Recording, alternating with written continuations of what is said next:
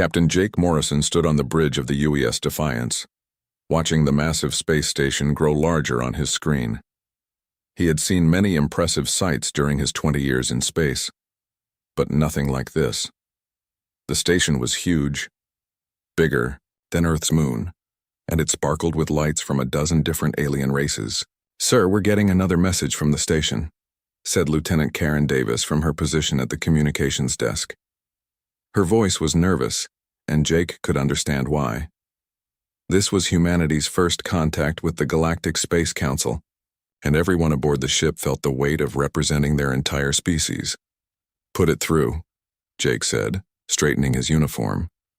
The main screen flickered and showed a tall, crystal-like being that seemed to glow with its own light. Its voice was cold and mechanical when it spoke.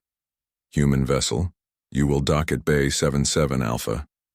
Your delegation will be escorted immediately to the council chambers. Do not deviate from your assigned path."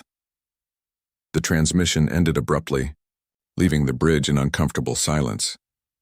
Jake looked around at his crew. They were all good people, but they looked worried. He couldn't blame them. "Well, that was friendly," muttered Commander Lisa Carter from beside him. Lisa was Earth's top military strategist and had been chosen to accompany this mission. She was a small woman with sharp eyes that missed nothing. Jake had worked with her before and trusted her judgment completely. "They didn't exactly roll out the welcome mat," Jake agreed. He turned to his pilot. "Take us in, Lieutenant Ross. Nice and easy."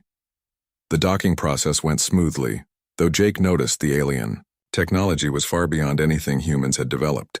The docking clamps moved with perfect precision, and the airlock sealed without even a whisper of escaping air.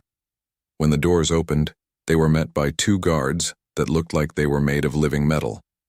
"Follow," one of them said in perfect English, though its voice sounded like grinding gears. Jake, Lisa, and their small diplomatic team followed the guards through corridors that seemed to stretch forever.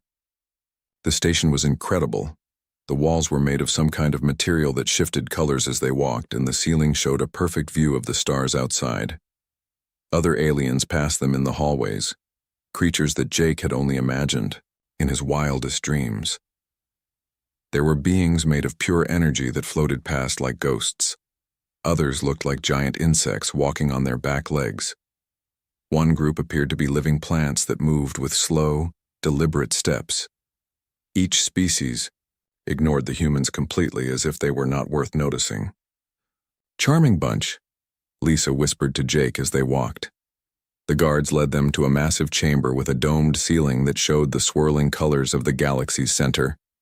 12 seats were arranged in a circle, each one designed for a different type of alien. Most of the seats were already occupied. The largest seat held a creature that looked like a mountain of crystal.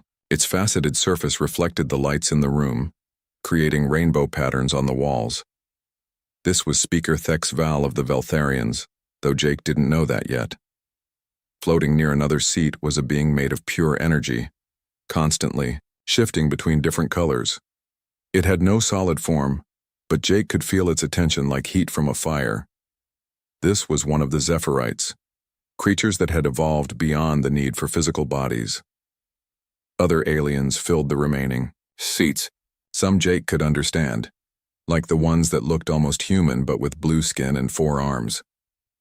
Others were completely beyond his understanding, like the creature that seemed to be made of living shadow, or the one that appeared to be a collection of floating geometric shapes.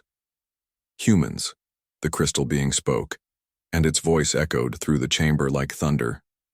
"You stand before the Galactic Space Council, governing body of civilized space.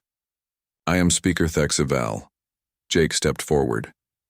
He had prepared for this moment, practiced his speech dozens of times. "Honored Speaker, I am Captain Jake Morrison, representing the people of Earth. We come in peace, hoping to establish friendly relations with the galactic community." A sound like breaking glass came from the crystal being, and Jake realized it was laughing. Several other aliens made sounds that might have been amusement in their own languages. "You misunderstand your situation, human," Thex Val said. "You are not here to establish relations, you are here to answer for your crimes." Jake felt his stomach drop. "Crimes?" What crimes? The energy being spoke next, its voice like wind through a canyon. You have violated the cosmic non-interference doctrine. Your species has expanded too rapidly, too aggressively through space. You have disturbed the natural order. Lisa stepped up beside Jake. With respect, we were not aware of any such doctrine. No one told us these rules existed. Ignorance is not an excuse, said another alien, this one looking like a giant spider made of metal.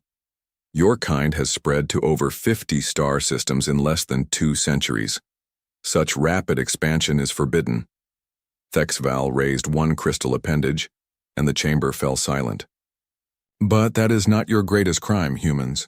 We have reports of strange ships in your space, vessels that appear and disappear without using any known form of faster-than-light travel, ships that seem to phase in and out of reality itself.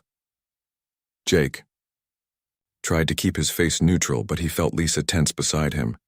They both knew what the aliens were talking about, though it was supposed to be humanity's greatest secret.